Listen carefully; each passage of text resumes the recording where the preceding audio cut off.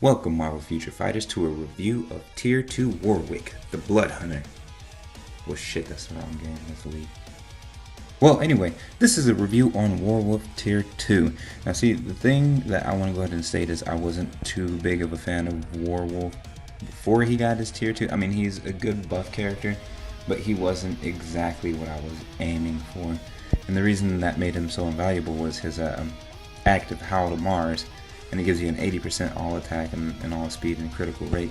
But the main difference is for his tier 2 passive, he gives the entire team 30% crit damage and then a 20% increase to all critical rate, which is fucking amazing for like heavy damage dealers like Elsa, Bloodstone, and people that live off of crit essentially.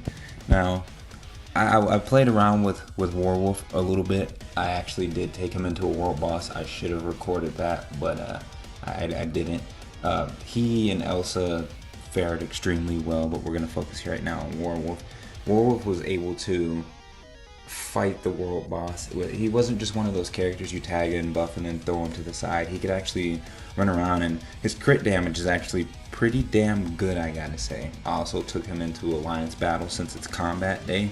And I actually used him for at least the first 10 minutes or so before I started swapping around to try to get down mobs a little bit faster. He does decent AoE damage, but it's still not in comparison to Carnage, but still pretty good.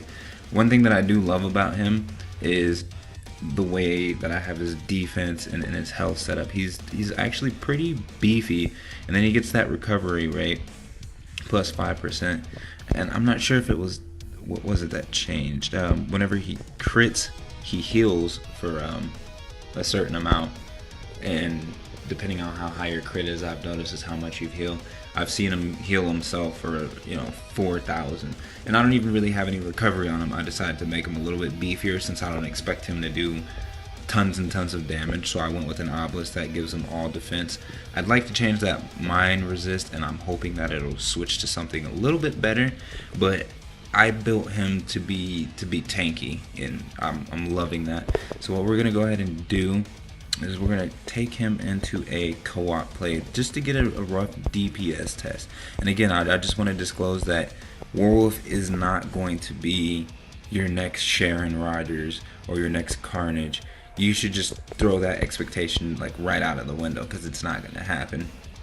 Now, what I'm going to do is I'm going to go ahead and turn off autoplay, because for some reason whenever autoplay is on, the computer likes to go full retard on you.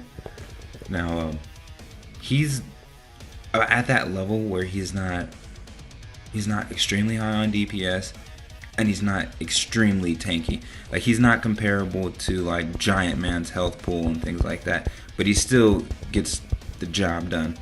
Like, I'm kind of wondering what his damage is gonna be, because I have yet to actually take him into a PvP environment. I did take him into a timeline battle, which I'll go ahead and do next, just to kind of give you a little bit of an estimate. And see, his damage is not great. He's meant for long-term battles. The longer the fight, the more you're going to see how much damage he can crank out. But again, he was going against a Giant Man. For some odd reason, Giant Man can do some ridiculous damage now. But Warwolf's not at that point. He is still a support character.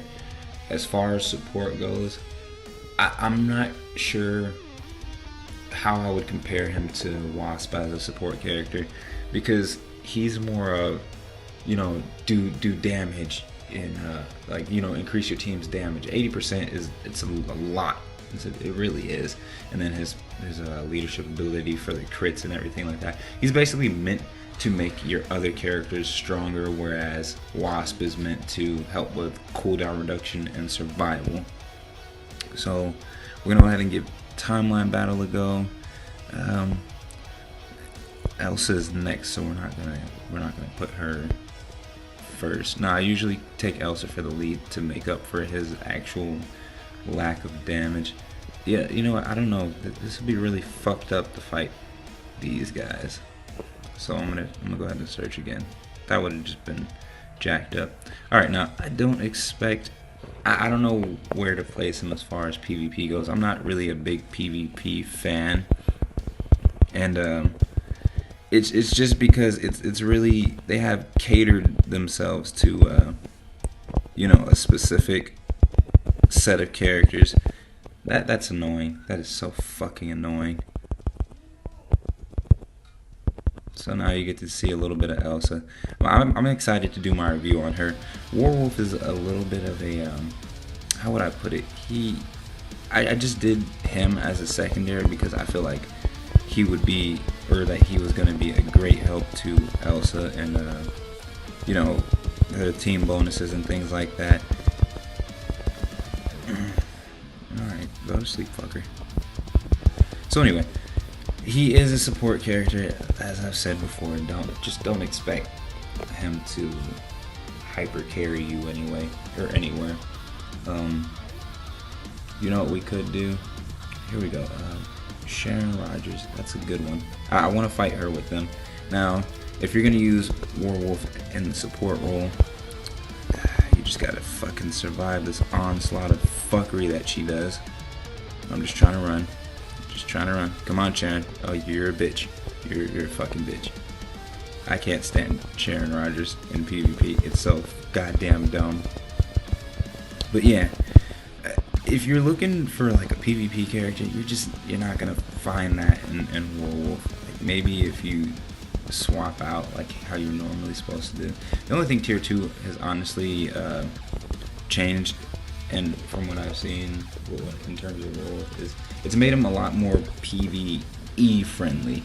As far as PvP goes, I don't tier 2 him and invest in him if you're just looking to PvP with him, because that's just not going to work out. The last thing that we're going to take him through is going to be a Shadowland level.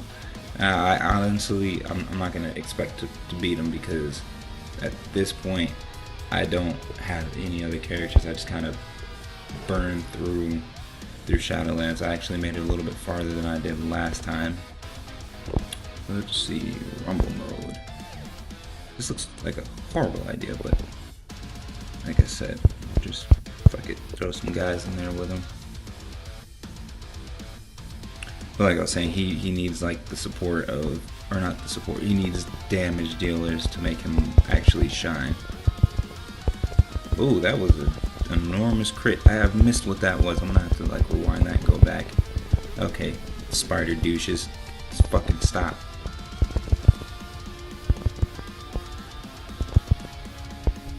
Okay, so I mean, it was pretty much Warwick versus the spiders. If I had more DPS characters, then it would really make Warwolf shine.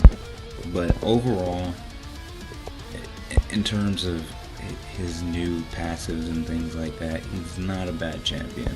But again, I would put him on the lower list of who I would tier 2. You know, if you don't have like a larger roster already, I could afford to go ahead and tier 2 him without regretting it. But if I didn't have a bigger roster, then I would totally have regretted it. So out of 5 stars, not looking at it as a support aspect, I'm gonna go ahead and give Warwolf, good lord, 3 out of 5 if you don't have the people to back him up. And again, this has been Trippy Cakes. I do thank you for watching. Like, subscribe, comment, and all that good stuff. And I hope to see you guys again on my next video, which is going to be Tier 2 Elsa Bloodstone. Take it easy, guys. That wasn't a question.